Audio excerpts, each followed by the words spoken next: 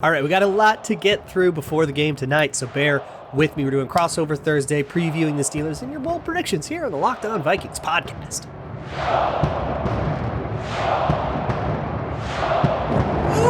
Ooh-wee! You are Locked On Vikings, your daily Minnesota Vikings podcast, part of the Locked On Podcast Network, your team every day. What's going on, everybody? Welcome to the Locked On Vikings podcast, part of the Locked On Podcast Network, your team every day.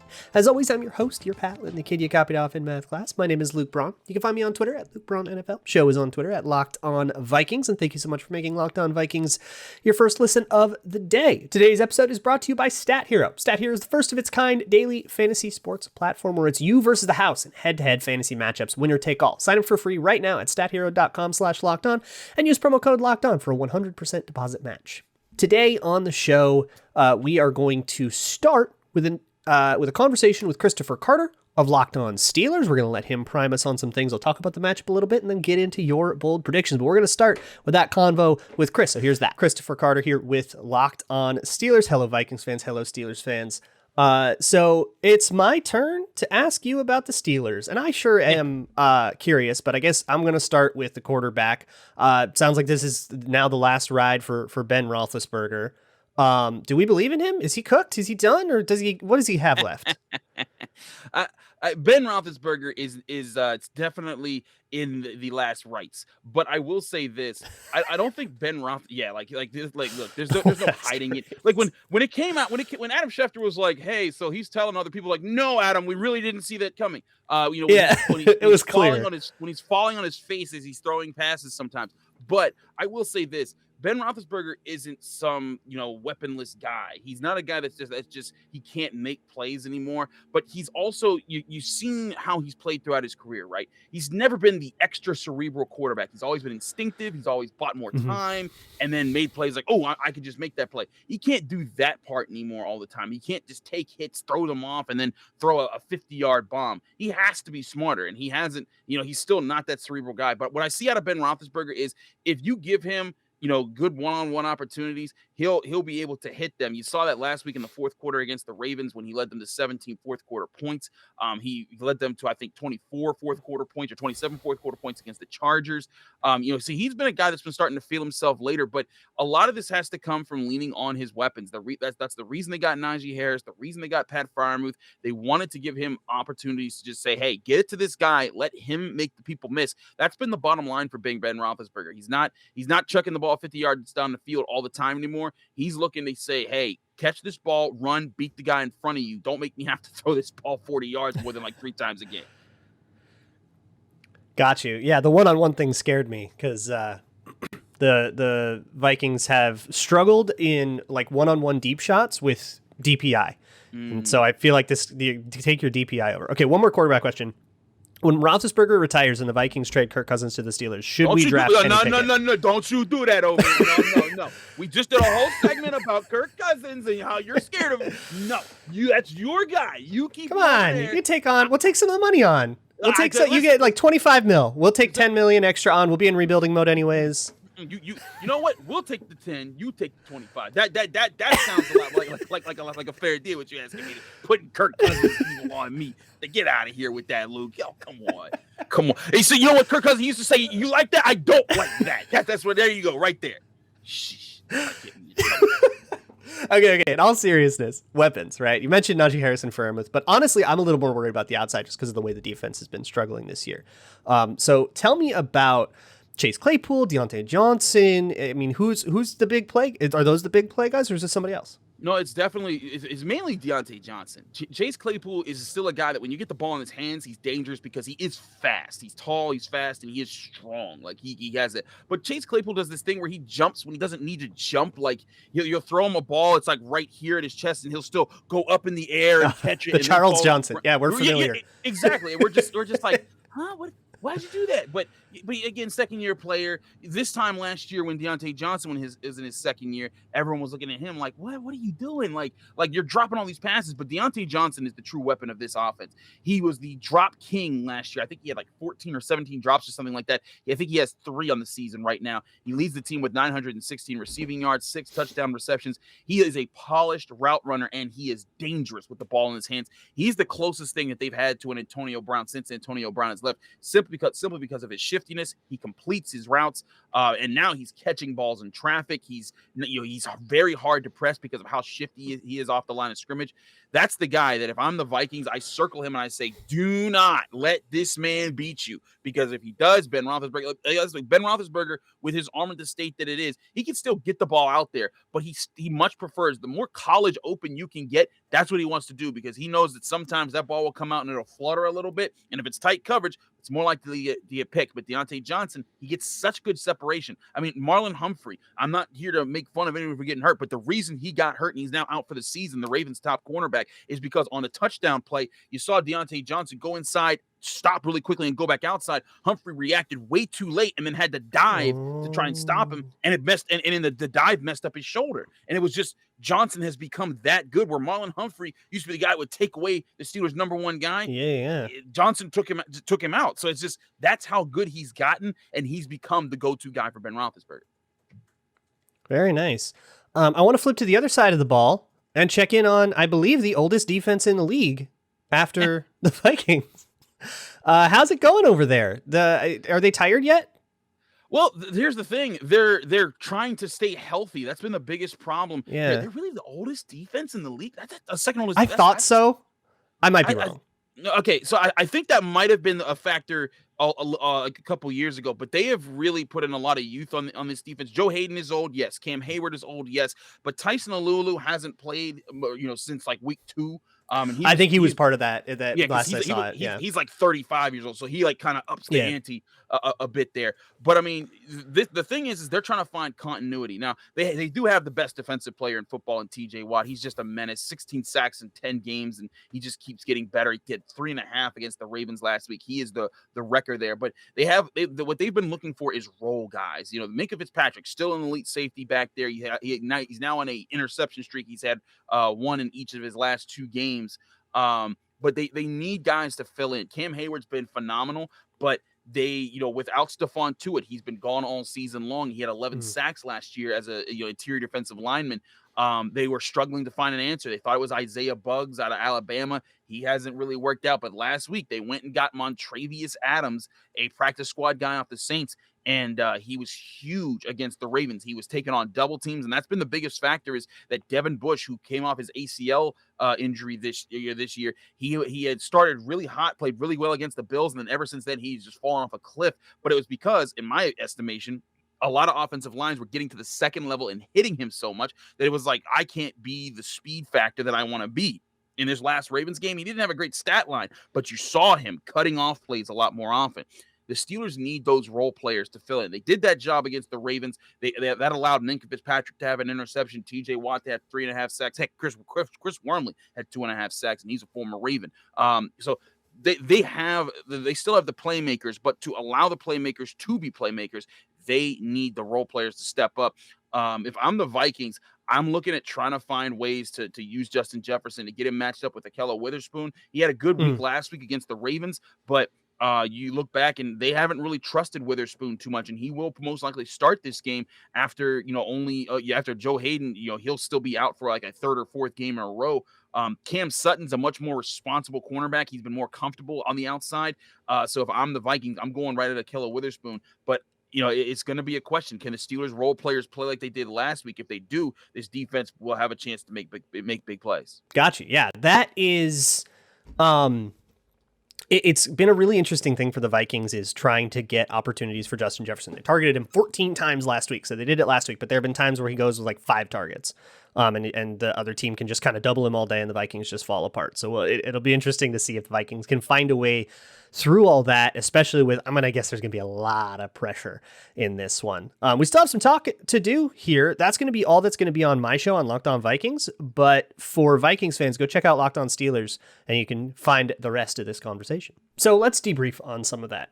shall we? But first, let's talk a little bit about daily fantasy. I've never been a DFS guy because I hate the idea of like joining a pool with thousands and thousands of people and having to get the perfect edge case. Like the way sharps play DFS is so broken. They're going for the craziest like Jack Doyles of the world and hoping you get a 2-touchdown game out of them, and like that's how they win all the pools and then they make all these entries.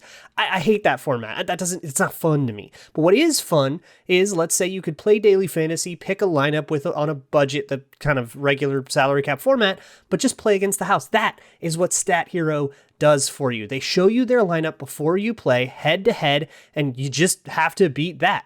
So don't compete against thousands of unknowns and a bunch of sharps that do this for a living. Put yourself in control of your own fate. You against the house with Stat Hero. Stat Hero head to head is what daily fantasy should be. What all fantasy should be, right? 1-on-1. So sign up for free right now at stathero.com/lockedon and use promo code LOCKEDON for a 100% deposit match. That's stathero.com/lockedon, promo code LOCKEDON for a 100% match. stathero.com/lockedon, promo code LOCKEDON, terms and conditions apply. Once again, thank you so much for making Locked On Vikings your first listen of the day. Like I mentioned, after the show, go check out Locked On Steelers for the whole conversation that Chris and I had. But for now, let's talk about what he told us about the Steelers. And I guess the big thing is like this Ben Roethlisberger's arm is cooked thing. And how do you take advantage of that? And for me, this is a test for the Vikings coaching staff because of what I'm mad at them about, right? Like what I'm mad at Mike Zimmer for right now is kind of soft coverages at the end of that Lions game, right? And leaving things in front of him and ceding too much ground. Well, if ever there were a game to not be afraid of the deep ball, it's now. And I know we talked about like Deontay Johnson and Chase Claypool and how they are deep threats. But Ben Roethlisberger doesn't have the arm to make some of those throws, and he has declined those throws. Now, I'm not necessarily saying that, big arm throws are only deep throws. If you think about like arm strength, we talked about this a lot when we talked about Kellen Mond. Arm strength is not deep passes. It is passes to the sideline. It's passes with zip. It's passes into tight windows, velocity and stuff. And sometimes touch passes can get a lot harder when your arm strength goes down. It's a difficult throws. So for me, I'm okay if we just make Ben Roethlisberger make difficult throws, take away the easy stuff, cover guys man-to-man, and if somebody is man-to-man and they give up a slight window and Ben Roethlisberger throws a perfect rope and hits it, so be it. But what I don't want to see is Breeland and Peterson and Dantzler if he rotates in. I don't want to see these guys backing way off. I don't want to see these guys starting with an 8-yard cushion, flat-footed and backpedaling. That is, to me, a way to lose this game, a way to allow Ben Roethlisberger to beat you without testing what he's bad at. And the actual specifics of those coverages could be really interesting if we had time, but I do want to get to some other points as well. What's interesting, we didn't talk about it with Chris, but they have a problem on their offensive line right now where they have a Kendrick Green, rookie starting center who's struggling, and they are way down in the pits. They've had a ton of injuries at left guard. So their left guard center combo is pretty lackluster. It's a weak point for them, and I would love to attack that. And one way to attack that, and this is something the Vikings see all the time, it's something they saw a ton last year when it was like Dakota Dozier struggling there, is tech stunts, or maybe they're ET stunts. I always get the two mixed up, but whatever. Edge, tackle, stunting. And what you do is you have your tackle, call that guy Dalvin Tomlinson, will crash into the tackle, into the left tackle, the offensive tackle, or maybe even crash into the left guard. And just go straight into a guy, kind of pushing him to the outside, and basically you're just trying to widen whatever gap the looper, the stunter, the gamer, the actual rusher is trying to get into. So Dalvin Tomlinson will just go blow up a dude and then call it DJ Wonnum, who's actually been better at this. He was bad at this in his rookie year. He's been better at it this year. It's one of the things he's improved on is this kind of looping around thing. He's very fast, so use that athleticism. He can loop around and then get hopefully unblocked up the A gap or up the B gap even. Those sorts of stunts can be really, really helpful against a struggling, overmatched offensive lineman who, if their head's really on a swivel, like in a bad way, they might be too willing to follow Dalvin Tomlinson right into his teammate and then widen that gap for you. That's really the advantage of those kinds of stunts. If you have, a guard directly on a tackle and they're lined up, kind of head up against each other or with an inside shade or whatever, and the defensive tackle goes way outside, that guard is going to go way outside with him and widen it up for you. Dalvin Tomlinson doesn't even need to do anything. He just needs to correctly go that way, and then it's all on DJ Wonnum. I like that idea against the Steelers here as a way to get pressure. I should also mention some nuggets about the injury report. It is fairly light considering how crazy it looked before.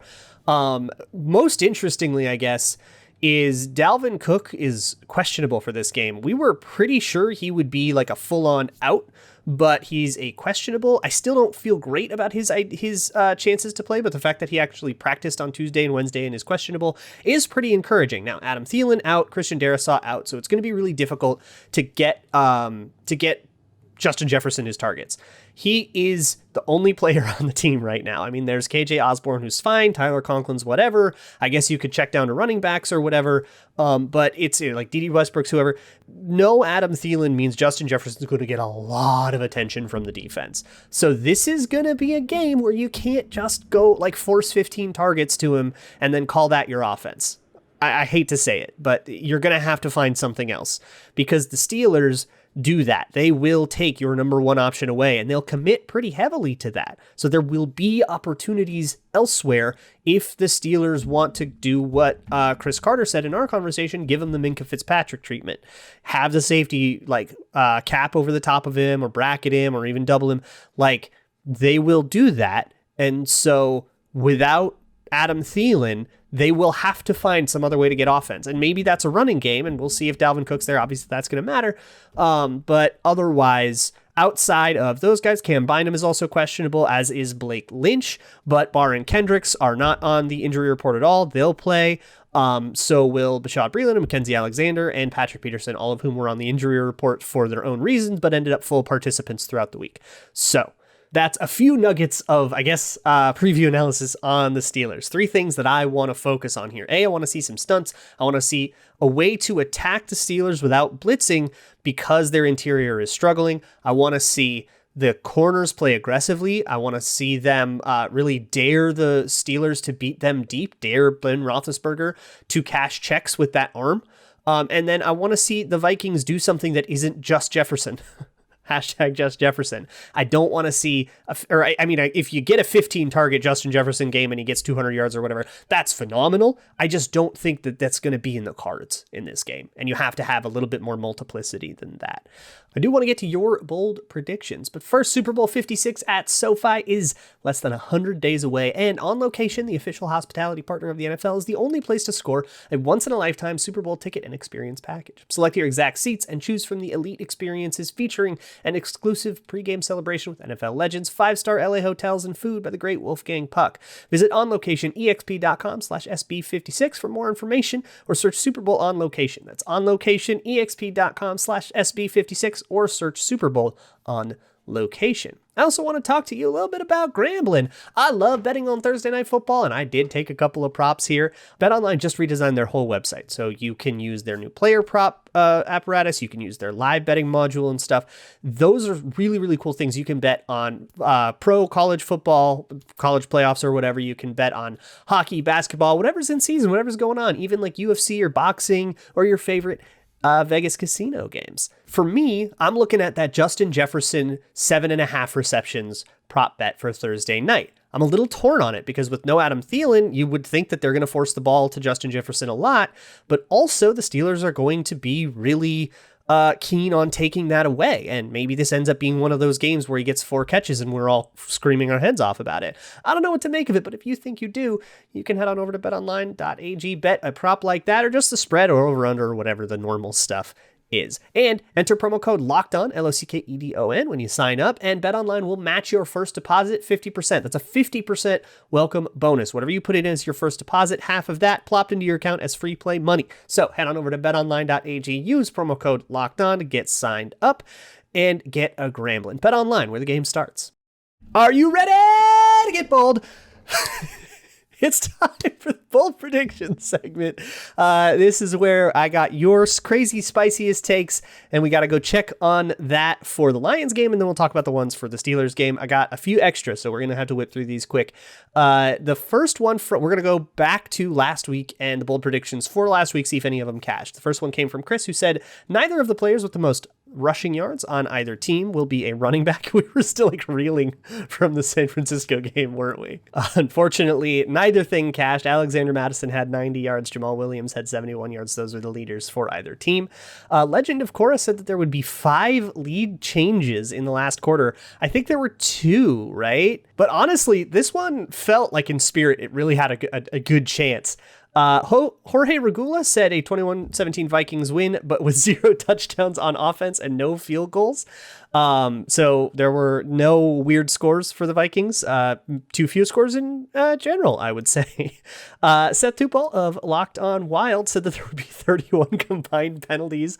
Didn't quite get there. Connor just said Alexander Mattison would have a return touchdown. I still love that one because teams are going to still be kicking away from Kene Wangu. Said Alexander Mattison would have a return touchdown. I still love that one because teams are still going to be like kicking away from Wangu. So like Madison is going to field a kick someday as they like squib it or something. Like there will be an opportunity here.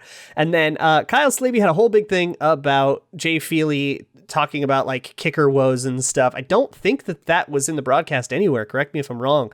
But he said it would happen 5 separate times. I think I just made it down to 2, but I don't think we got those. So nothing cashed. We've only had one of these ever cash because I always pick the craziest ones. So yeah, but we got some in spirit. So let's go on to the week 14. It's Thursday night against the Steelers. It's going to be a messy game. I got one of my own in here that I'm going to put in too.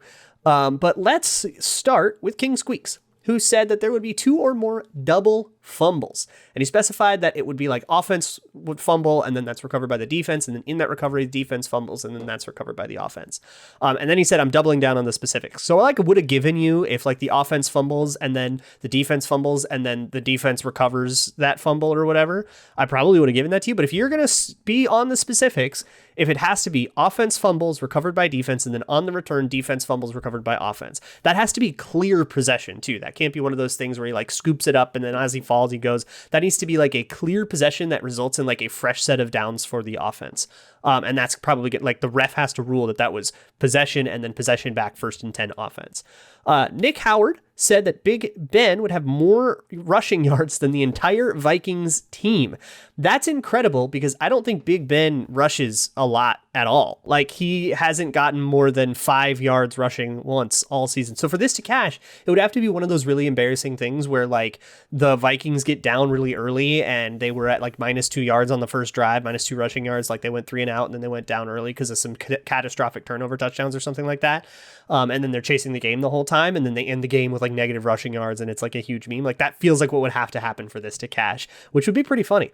Purple Pride Skull said that Big Ben, it's similar. Big Ben gets loose on a scramble and truck sticks Breeland on his way to the end zone. I won't hold you to the end zone specifically. I think a Big Ben trucking Bashaud Breeland is plenty bold enough just because of its specificity. And also, again, the idea of Big Ben like scrambling and lowering his shoulder at his age is hilarious. But yeah, Breeland does have a way of getting truck sticked, doesn't he? When he's coming up to tackle like a fullback or a running back in the flat. Arisha San got in on this. He said Patrick Peterson would have a pick 2. And all I have to say about that is, Arif, you missed a fantastic opportunity to say it would be a P2P2, a P2 pick 2. Pick 2 refers to if you like the Steelers go for a 2-point conversion and then Patrick Peterson intercepts that and runs all the way back for a touchdown the other way. That is successful 2-point conversion defense. So the Vikings would get 2 points. For example, let's say the Lions, after they scored their touchdown at the end of the game, they didn't make them do the try, but let's say they went for a 2-point conversion there for no reason other than to like insult the Vikings. And then the Vikings got a defensive touchdown off of that. It would have tied the game. But like really, they would have like knelt it. They should have made them do that though. Now that I think about it, they should have, because like the Lions could have like fumbled the snap on the kneel or something like that. Like, I don't know, could be weird. You should have made them do the kneel, but whatever. Nikaka said that Jordan Berry would get a revenge game touchdown. Deeply love this. Give me a punter touchdown. I will give you passing, rushing, and receiving. I don't know how that would happen or whatever. Because, well, I guess as the holder, Jordan Berry would maybe like leak out and get a receiving touchdown or something like that, but probably would be a passing touchdown. Any Jordan Berry touchdown I will take. JV Swaps says that the Vikings would win by the largest margin in Zimmer's career. So I went over and looked this up. I'm going to go career as a head coach, right? In his time as a head coach in Minnesota, the biggest margin of victory was a 32-point victory against the New York Giants in 2015. If you remember December 2015, the Vikings kind of surged. They blew the crap out of the Giants and Bears, and then they beat the Packers in Lambeau for the last game of the season to win the division. As part of that 32-point win versus the New York Giants. So you will have to cover a 32-point spread here. That's pretty bold. Vikings plus 32 in a game where they are currently favored by 3.5, which is bonkers to me, by the way.